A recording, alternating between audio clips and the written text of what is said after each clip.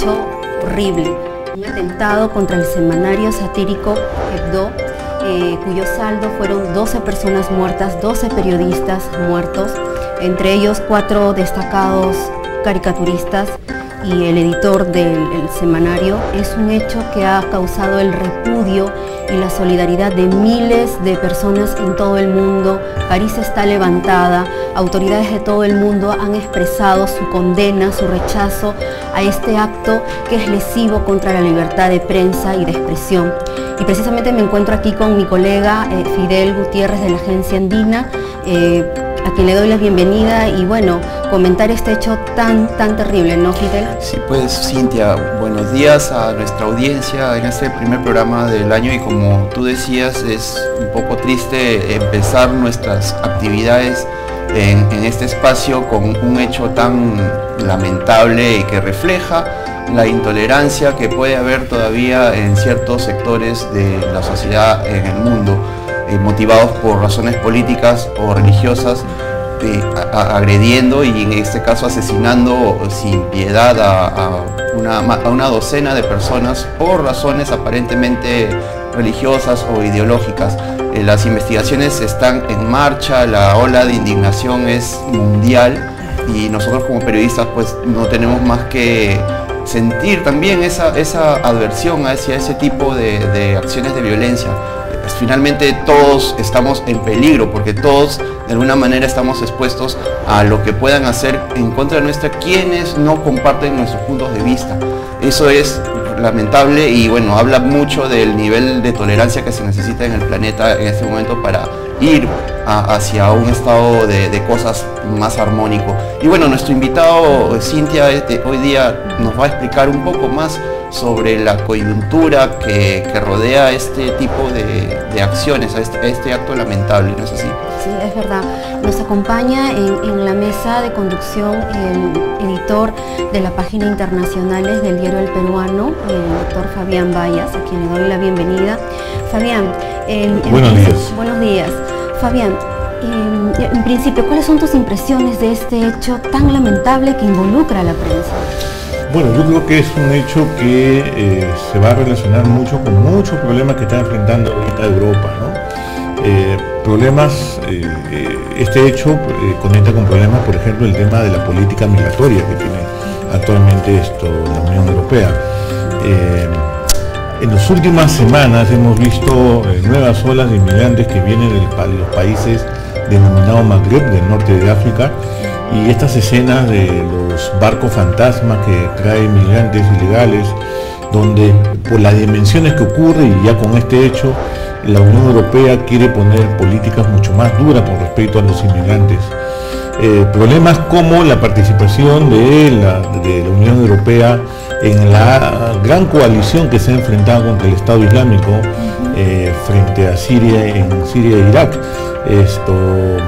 Como sabemos, en la misma guerra de Siria hay grupos fundamentalistas que desean establecer un califato en el territorio de Siria e Irak, y son justamente este territorio que se ha convertido en una especie de territorio de entrenamiento militar.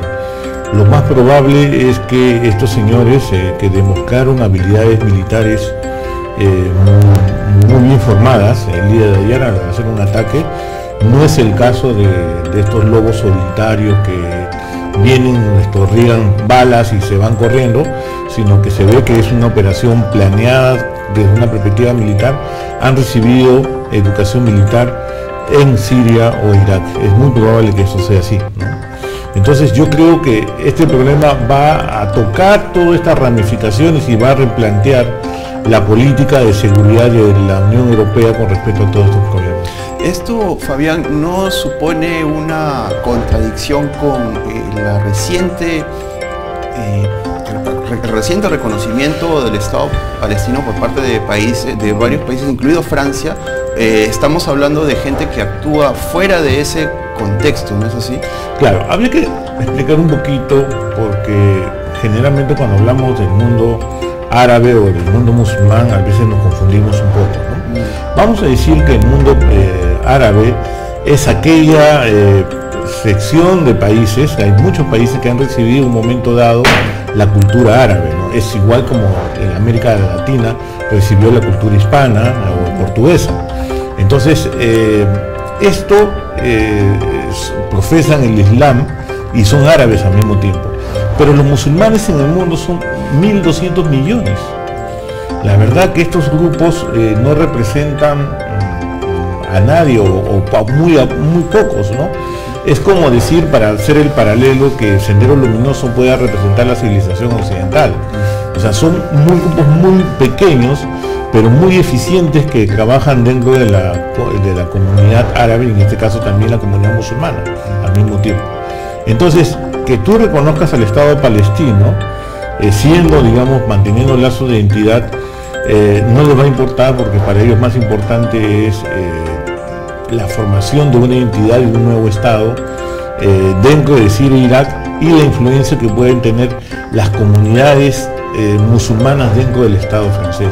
Eso yo creo que va a ser un problema para Francia, de cómo personas que tienen una cultura muy diferente, religión muy diferente, puedan convivir en un Estado que originalmente no ha tenido tradición de recibir inmigrantes, es católico por naturaleza y que tiene muchos conflictos para convivir con la comunidad musulmana por esos motivos. Esto podría llevar, en el caso específico de Francia, a una radicalización de las posturas de derecha, particularmente las que representa Marine Le Pen, ¿verdad? A ver, sí. A ver, acá yo creo que sí, esa es una de las consecuencias lamentables que va a haber en el siguiente periodo. En Europa hay varias corrientes de ultraderecha nacionalista que están reclamando la recuperación de la identidad. En el caso de Francia está el Frente Nacional, con el líder histórico es Jean-Marie Le Pen, y su hija Marine Le Pen es la que le está continuando. Ella ha avanzado mucho en las últimas elecciones europeas y cada vez tiene mayor popularidad, porque uno de sus principios, por ejemplo, que está cuestionando, es que la identidad francesa no solamente pasa por la persona que nace en un lugar determinado, sino la identidad francesa debe pasar por una serie de pruebas, comprobar que sus padres, hasta sus abuelos, son franceses al mismo tiempo. Ahí podría demostrar que es francés. Este modelo muy exclusivista, muy excluyente, es muy diferente al modelo que hay en Estados Unidos, que solamente necesitas nacer en el territorio ahí para ser considerado estadounidense. Entonces, ese tipo de posiciones yo creo que está ganando fuerza. Lo que yo temo es que aparezca también en Europa, ya en Alemania, con este movimiento Pegida.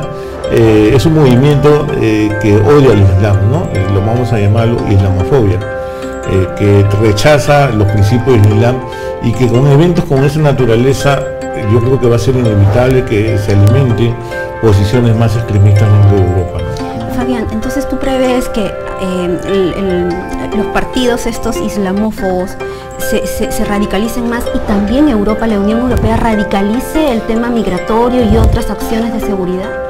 Lo primero, yo creo que va a ser inevitable y van a ganar posiciones legales, y eso es una cosa que me parece más preocupante, porque ellos no trabajan fuera de sistemas, sino que hay una gran porción, como el caso del Frente Nacional en Francia, que disputa las bancadas en el Europarlamento y en el mismo Parlamento Europeo. En el caso de la radicalización de las medidas en la Unión Europea, este es un tema que ya se ha venido debatiendo muchos años en la Unión Europea, ¿no? Y que lamentablemente estamos en un periodo no muy bueno a nivel económico, a pesar de que Europa en los últimos meses ha dado algunos signos de salir de la crisis. Es que lleguen más oleadas de inmigrantes y no saben cómo financiar eso, porque ya no vienen 10, 15, ahora llegan 300 o 700 al mismo tiempo, ¿no? Y es de producto de los inmigrantes que llegan de los fallidos intentos de democratizar algunos países árabes dentro de la primavera árabe, ¿no? Como el caso de Siria, como el caso de Egipto, ¿no? Que se consideran presos políticos y quieren buscar un tipo de asilo, ¿no? Yo creo que la Unión Europea va a ser ser mucho más severo con su política migratoria, y en segundo lugar va a replantear toda su política de seguridad colectiva, ¿no? En cuanto a las consecuencias políticas, al factor político de este acto de violencia, bueno, llegamos a entender de que estaba destinado contra un medio que de alguna u otra manera se había mostrado irreverente y contrario a los principios de ciertos grupos fundamentalistas islámicos, ¿no? Pero bueno, usualmente este tipo de atentados se reivindican y parece que hasta el momento no ha sido el caso, o hay por ahí de repente alguna información adicional sobre la autoría exacta del hecho.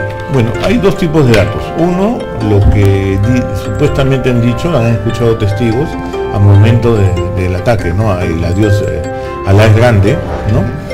Uno de ellos, y decir que ya matamos a Charlie Hebdo, entonces ya matamos a Charlie, ¿no? Entonces y esto lo han dicho en un francés muy pulido. Se notan que estas personas son franceses, ¿no? Pese a tener descendencia musulmana, son franceses en general y se han criado con los valores y la cultura francesa.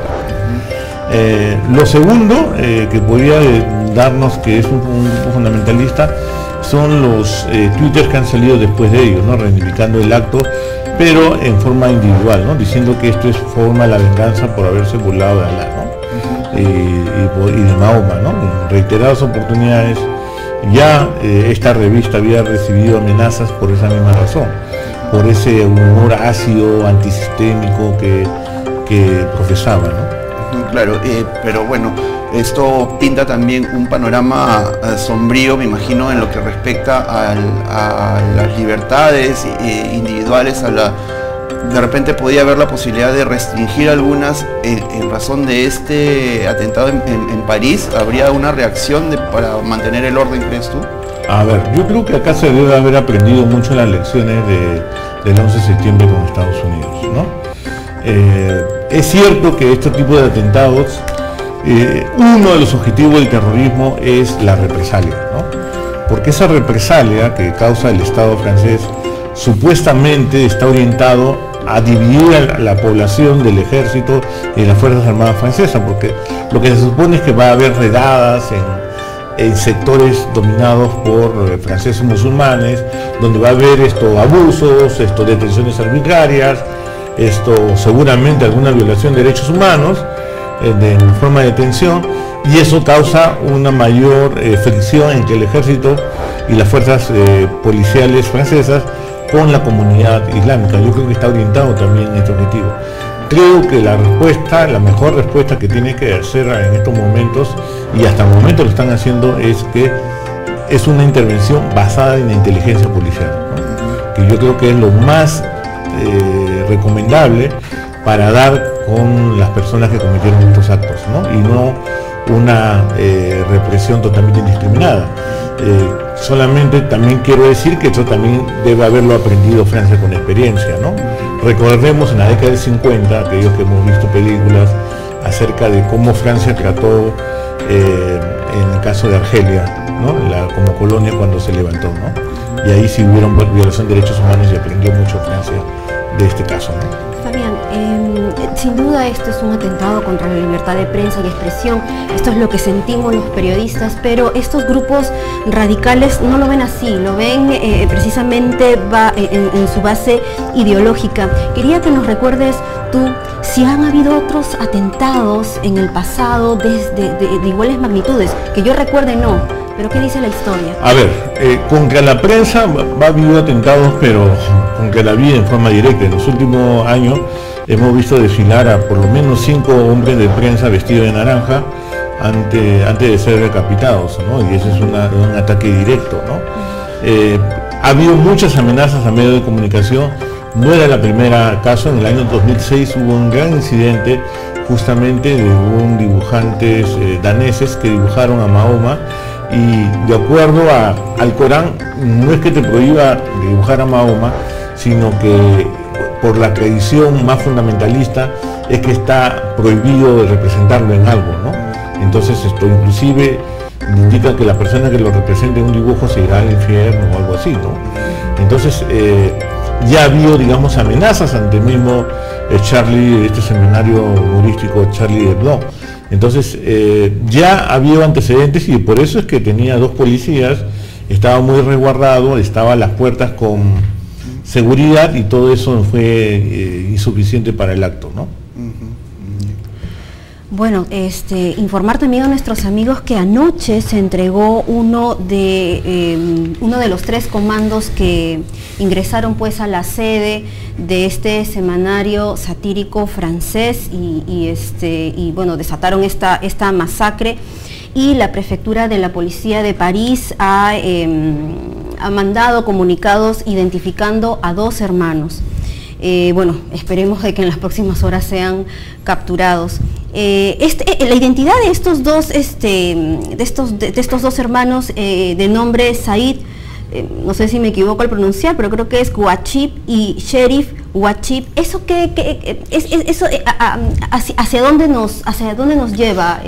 A ver, yo creo que es una generación dentro de los 5 millones de franceses, que un grupo de jóvenes, de toda una generación que tiene problemas de identidad.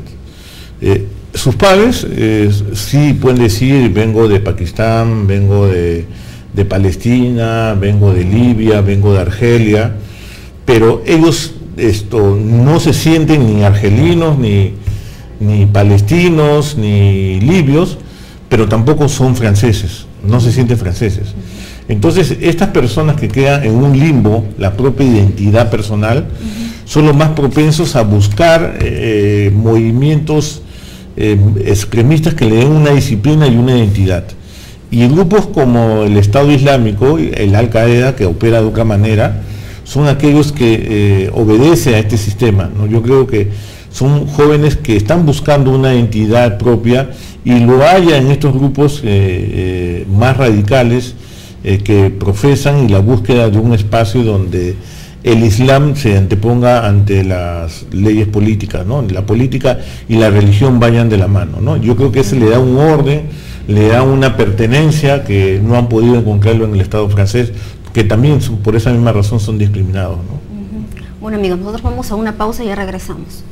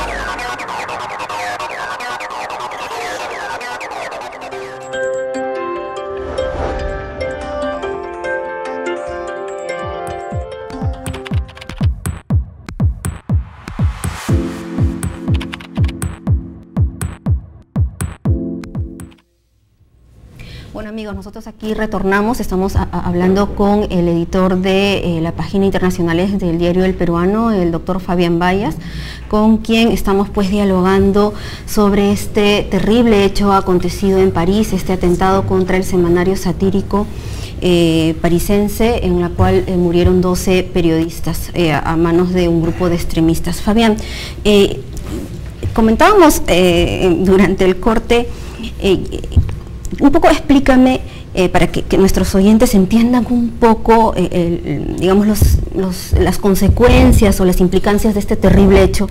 En Siria hay una corriente de trasladar la Guerra Santa a Europa. ¿Cómo se llama esta corriente y desde cuándo es que esto comienza? Ya, vamos a trasladarnos al pasado más reciente, ¿no? Al pasado, y lo podemos situar en el triunfo de la revolución iraní, ¿no? Vamos a acordarnos que el Shah de Irán, que era apoyado por Estados Unidos, cae ante el avance del ayatollah Khomeini. Lo curioso del sistema de este acto es que hubo un Estado moderno que es reemplazado por un Estado islámico. O sea, es algo totalmente lo contrario de lo que se supone que ha sido la historia de la humanidad, ¿no? Donde hay una secularización del Estado, donde la política se divide con el Estado. Aquí hay un proceso de unir la política y el Estado por primera vez. Cuando triunfó la revolución iraní en 1979, apareció un término en el cual se hizo famoso, que es el yihad, ¿no? ¿Qué cosa es el yihad? El yihad, de acuerdo al Corán, es la Guerra Santa, ¿no? La Guerra Santa, que la versión más radical de los islamitas lo han interpretado como una forma indebida. Dicen que es la guerra contra los no creyentes, contra los infieles. ¿Quiénes son los no creyentes o los no infieles para ellos? Todos aquellos que no creen en Mahoma. Entonces, ahí ingresan los cristianos, los judíos, los ateos, todos. Que aquellos que no creen en Mahoma se le debe ejercer la Guerra Santa y con el filo de la espada someterlos y volverlos un buen musulmán. Esta es una interpretación muy parcializada, muy radical del Corán. Yo quiero aclarar aquí que de los 1.200 millones de musulmanes que hay en el mundo, el Corán es una religión de paz, no es una religión como la cristiana de tolerancia. Simplemente porque existan pequeños grupos que interpretan algo diferente, no es que vamos a decir que los musulmanes son agresivos o son violentistas. Este es un pequeño grupo que existe en general. El yihad, la Guerra Santa, se invoca cada vez que hay un conflicto, y para poder, digamos, graficar mucho, tenemos que irnos a Siria, que con apoyo de Estados Unidos y los países occidentales, en un momento dado, hace 2 o 3 años, se pensaba que el régimen de Al-Assad iba a terminar. El régimen, después de una dinastía larga de 30 años, donde gobernó su padre, y ahora el mismo presidente Al-Assad, iba a terminar. Y en un momento dado, aquí los grupos fundamentalistas aprovecharon este apoyo de Occidente y el debilitamiento de Al-Assad para poder comenzar a formar una especie de Estado en parte de Siria con la frontera con Irak, ¿no? Desde ahí nace lo que hoy conocemos el Estado Islámico. Ha pasado por varios nombres, pero hoy lo conocemos como Estado Islámico. Y desde ahí ellos quieren tener, digamos, con un califato, como su nombre lo indica, un Estado donde reina el Islam en las versiones más radicales. Desde ahí ellos han lanzado esta Guerra Santa contra aquellos que los están atacando, porque la verdad que desestabiliza toda la región. Esta gran coalición que se ha formado contra ellos, que viene desde países tan diversos, de Estados Unidos, Francia, Gran Bretaña, hasta el mismo Irán, ¿no? Y aquí hay que entender un poco de por qué Irán nos puede apoyar, ¿no? Porque es un poquito complejo, porque hasta los más radicales hay grandes divisiones. Irán son la mayoría de chiitas, mientras que los que están en Siria y los que están en Irak son sunitas. esa parte que domina son sunitas, aunque también Irak tiene una parte también chiita. A Irán no le conviene la formación de un Estado Islámico sunita radical, porque va contra todos sus intereses, ¿no? Entonces, ahí por qué este frente que se ha formado de 50 naciones contra el Estado Islámico, ellos están reclamando el inicio de una guerra santa y el inicio de operaciones de este tipo, que ya se esperaba en diferentes partes del mundo.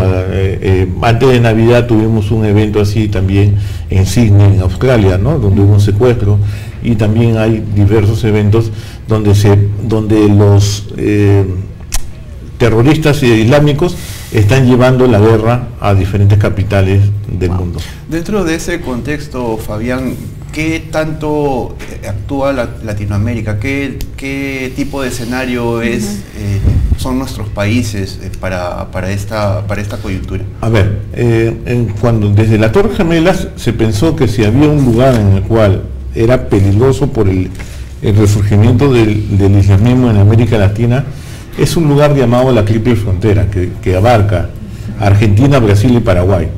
Esa frontera donde el Estado no tiene presencia, y aquí es excelente para estos grupos que quieren tener sus propias leyes, su propia moneda, sus propias costumbres, ¿no? Igual que los grupos criminales, utilizan la debilidad de los estados latinoamericanos para operar. Y eso se encuentra mucho en las zonas fronterizas, ¿no? En esta zona de la triple frontera es un lugar muy conocido por el contrabando, por el uso de tráfico de estupefacientes, por todo lo que es las olas más criminales que existen en el mundo. Hoy en América Latina vamos a encontrar que estos grupos fundamentalistas están coludidos, o se pueden coludir fácilmente con los grupos criminales que operan alrededor de las fronteras de los países, ¿no? Y que están involucradas en actividades ilegales, ¿no? Estamos hablando ya casi de organizaciones delictivas, ¿no? Por ejemplo, lo que hace aquí Sendero Luminoso con el narcotráfico, una suerte de alianza, entre comillas, estratégica para subsistir y taparse mutuamente, ¿no? Apoyarse mutuamente, ¿no? Así es algo así, ¿no? Y ese es, yo creo que el gran peligro que existe en América Latina con la aparición de estos grupos. En el Perú se conoce que no ha habido ningún tipo de antecedentes del grupo, excepto la detención de un palestino el año pasado, considerado un miembro de Hamas, ¿no? Perdón, de Hezbollah. El Hezbollah que opera en el sur del Líbano, ¿no? Entonces, un palestino radical del Hezbollah. Aparentemente, ¿no? Porque todavía no se sabe exactamente si es uno de los que es una especie de semilla que ha venido aquí a crecer, y aparentemente también se puede pensar que es una persona que está buscando también tener antecedentes limpios para poder ingresar a otro país y cometer actos terroristas, ¿no? Parece que sí hubo certeza de la peligrosidad de esta persona, porque la Embajada de Estados Unidos incluso remitió una carta de felicitación al Ministerio del Interior por la captura, ¿no? Eso como que da a entender algo más, ¿no? Sí. El otro caso que ha habido en América Latina muy fuerte es justamente el ataque contra la Mutual israelí en Argentina. Eso ocurrió ya hace muchos años, ¿no? En el cual murieron varios judíos argentinos, ¿no? Y que se les responsabilizó en un momento dado a grupos paramilitares apoyados por Irán, ¿no?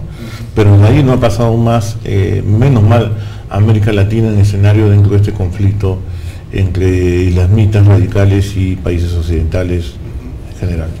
Sí, Fabián, antes de seguir con la entrevista, quería informar a nuestros televidentes que, de acuerdo a los últimos cables emitidos desde París, nos informan que los dos principales sospechosos del atentado de ayer contra este semanario satírico Charlie Hebdo han sido vistos esta mañana en un coche en el departamento de Aisne, a un centenar de kilómetros del noreste de París, hacia donde podrían estar dirigiéndose, ¿no? Indicaron varios medios franceses.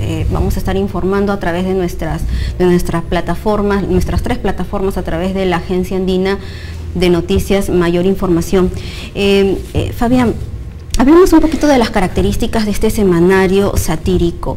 Ya a través de las redes sociales, los medios de información han dado cuenta que de la calidad o de la tendencia que tenía este semanario de satirizar pues las principales noticias, y en realidad no era algo que estaba dirigido solamente hacia este sector islámico, sino también hacían satírica de políticos, de actores, de religión. Así es. Si uno revisa su número de Charlie Hebdo, vamos a ver que es más que todo una crítica social la que hacen ellos, ¿no? Más que los musulmanes, podemos decir que hasta los cristianos católicos eran uno de los principales focos de atención de sus caricaturas, ¿no? Uno revisa y la verdad que son algunas caricaturas bastante subidas de tono, ¿no? Para nuestra propia realidad, ¿no? Sin embargo, yo creo que una de las características de las sociedades occidentales que es la tolerancia. La tolerancia a la crítica, aún siendo en estos extremos, debe dar cabida a una sociedad democrática, ¿no? Y ese es justamente a donde ha ido el atentado, ¿no? El atentado te ha dicho, ¿sabes qué? No puedes tocar estos temas, te tiro una bomba, te mato, porque simplemente tú piensas diferente y tú estás atentando contra mis principios, ¿no? Yo creo que eso es inaceptable. Este semanario atacaba mucho a la extrema derecha francesa también. Tienen muchos caricaturas de Le Pen, tanto al padre y hija. Es un semanario que no solamente era caricatura, sino que también hacía artículos de periodismo de investigación, donde revelaba actos de corrupción dentro de la clase política francesa. Entonces, es un humor, pero un humor crítico social, pero también al mismo tiempo era un medio que expresaba toda la tolerancia que puede tener un gobierno democrático, ¿no? Claro, la sátira finalmente no tiene por qué tener, para muchos, no me incluyo, no tiene que tener límites, ni tampoco vacas sagradas, ni cosas intocables, ¿no? Pero igual hay sectores vinculados a ese tipo de confesiones, de religiones, que no permiten ese tipo de interferencias, ¿no? Digámoslo así, no permiten ese tipo de representaciones dentro de sus contextos. ¿Cómo conjugar eso con lo secular, ¿no? O sea, estábamos leyendo hace poco declaraciones de un representante palestino, árabe, diciendo que no está permitido por el Corán representar a Mahoma y que eso más bien es una afrenta. ¿Hasta qué punto puede llegar esa consideración frente a la libertad de expresión, Fabián? Yo creo que es bastante pertinente la pregunta porque nos va a demostrar cómo va a reaccionar Francia en estos momentos. Y yo creo que la reacción de Francia debe ser un gran ejemplo que la sociedad occidental debe una lección de tolerancia. Y esto es, que el medio continúe, como así aparentemente el próximo jueves va a salir su siguiente número. Segundo lugar, que hay que rechazar toda manifestación de islamofobia o de rechazo de las personas simplemente por su religión. Yo creo que ese es el gran reto que tiene ahorita la democracia francesa, de demostrar que se puede reaccionar de una manera muy diferente. Y si realmente cree que la civilización occidental es superior, debe manifestar estos valores en estos momentos, ¿no? Claro, eso ya también es una cuestión de trabajo dentro del tejido social, ¿no? Recordemos que, como decías en la primera parte del programa, hay en Europa en este momento cierto auge renovado de grupos que propugnan políticas de ultraderecha y de segregación, ¿no? Va a ser un poco difícil de repente que la masa luego de esto tome más en serio la tolerancia, ¿verdad? Desde luego que sí, va a ser un reto, ¿no? Por eso que hablamos que va a ser un reto, no va a ser nada fácil adoptar los cambios que se merece, inclusive la Unión Europea debe ser lo suficientemente políticamente correcto en manejar estos tiempos y saber que este es un acto de un grupo muy pequeño, no representativo dentro de la comunidad musulmana en el mundo, ¿no? Bueno, Fabián, nosotros te agradecemos por haber formado parte del programa. Gracias por esta explicación, por haber sido tan didáctico para que nuestros oyentes puedan entender lo que a veces uno no comprende, ¿no?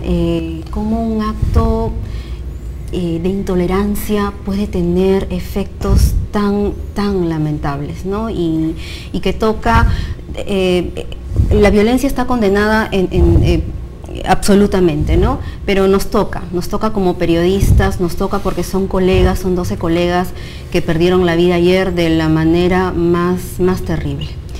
Yo le agradezco nuevamente a Fabián Bayas, él es director de la página de internacionales de Diario El Peruano. Fidel, tus últimas palabras para despedirnos. Bueno, sí, pues la verdad es que hechos como este nos dejan en medio de confusión, además de en medio del pesar. Son actos que uno rechaza de plano por lo violentos que resultan, porque suponen, además del acto físico de quitarle la vida a otra persona, suponen una suerte de declaración de principios negativa, de decir, mi fuerza puede más que tus ideas, y si tus ideas chocan con las mías, yo las derribo, y no solo a ellas, sino a ti que las estás difundiendo, y te asesino. Ese tipo de acciones, la verdad que no pensábamos que en el siglo XX habrían llegado de repente a un punto extremo y que tendían a desaparecer, pero estamos viendo lamentablemente lo contrario.